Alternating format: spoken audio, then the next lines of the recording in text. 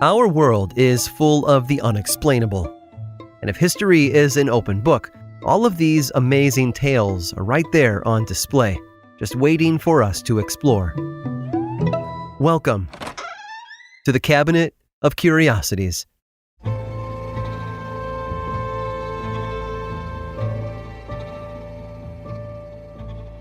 The Earth is ever-changing. Since the beginning of time, our planet has undergone incredible transformation.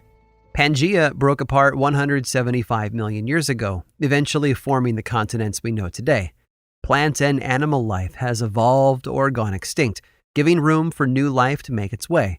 Much of this is natural, a progression of the world as it matures and settles. Other phenomena are a result of our greed and disregard for the health of the planet. Melting ice caps, rising ocean levels, and wildfires that rage for weeks while decimating acres of land and homes. Perhaps the Earth needs to send a sign once in a while that we are not as welcome here as we thought.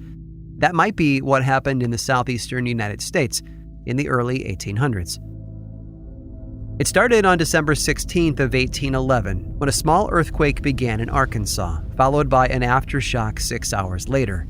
The shockwaves spread out of a small town that was once part of the Louisiana Territory. Today, it's known as New Madrid. At that time, New Madrid was an up-and-coming community of farmers and pioneers.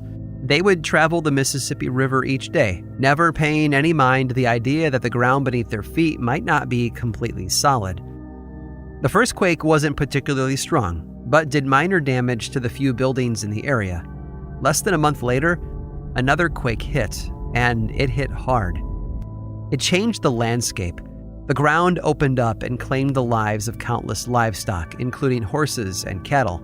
The mountains shook and produced devastating landslides. Stream banks caved in. So much debris was kicked up, it blocked out the sun. The Mississippi River actually flowed backward.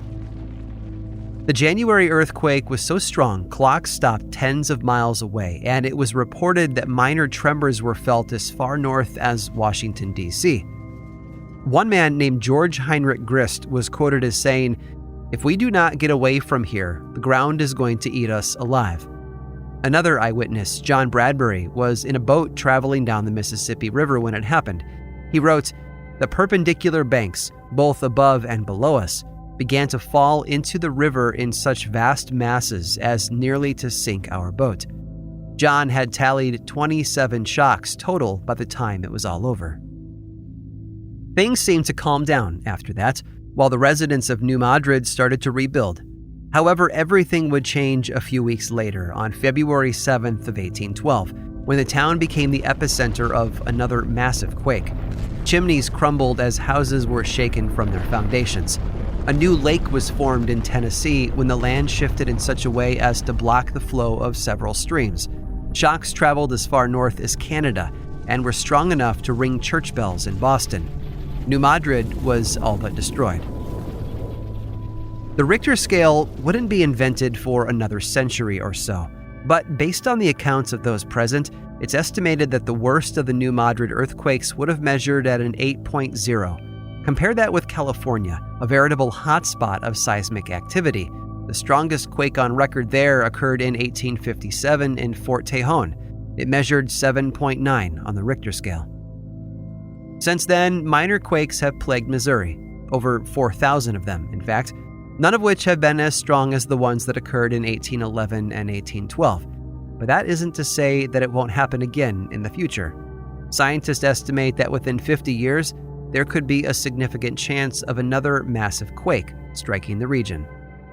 And if it does, it could quite possibly change the shape of the country all over again.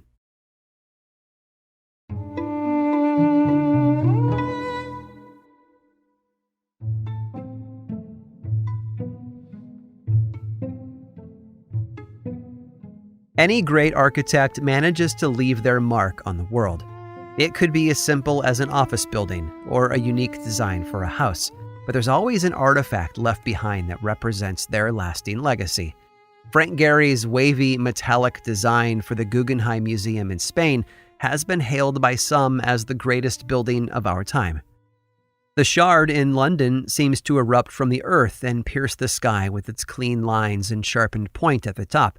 And Falling Water, the iconic home designed by Frank Lloyd Wright, is among the Smithsonian's top places to visit before you die.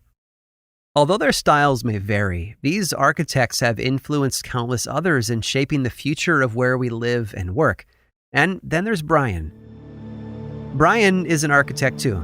Born in Iowa in 1974, he's the mind behind hundreds of buildings. It's a passion he inherited from his grandfather, who also worked in the field of architecture. In fact, when Brian was only 17, he was awarded a Guinness World Record for the tallest house in the world. From there, he went on to earn a degree in architecture from Iowa State University and a master's in design studies from Harvard. After graduation, Brian struck out on his own. Unfortunately, there was no agency prepared to handle his unique aesthetic. He's constructed buildings for corporations, museums, and even Walt Disney World. He's toured the globe, designing structures that defy logic in both their design and their construction. Brian isn't a fan of concrete and steel. He doesn't use nails, nor does he hire a crew to bring his designs to life. Brian does all the work himself. There isn't really a need for a whole crew anyway. That tallest house in the world he won a record for? It was only 14.5 feet tall. His tallest structures don't grow any higher than 26 feet or so. That's because they're all built out of playing cards.